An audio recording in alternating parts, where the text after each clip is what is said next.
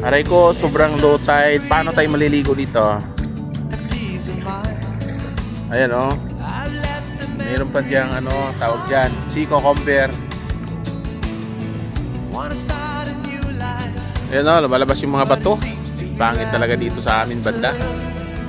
Ayun, beach namin, ang ganda. Ang ganda ng buhangin, pero pagdating dito, ayan oh, may mga bato.